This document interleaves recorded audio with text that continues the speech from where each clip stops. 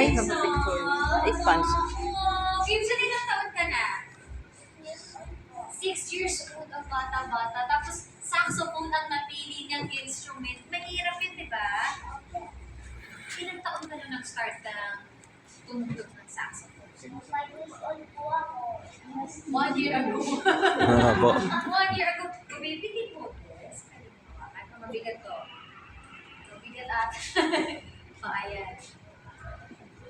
Kumusta naman? Ang dami mong fans dito ngayon. Ano masasabi mo? Galing-galing mo naman. Ang cute-cute niya. Ang cute-cute niya. Gibson, sino naman ang inspiration mo? Sino ang inspirasyon mo? Bakit naman saxophone ang napili mo? Instrument. Ito, maganda po yung tunog eh.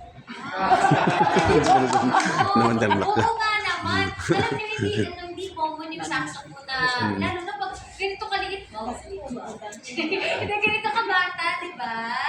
Pero na-enjoy mo naman yung pagtutog mo. Wow. So may mga events ka na pinupuntahan, o mga contest ka na nasinalihan. Wow. Pwede mo bang ikwento sa amin? O sige, saan yun? Kailan yun? Sumali ka naman ng contest? Kumusta naman? Ayos lang po. Nanalo ka naman. Wow. Wow!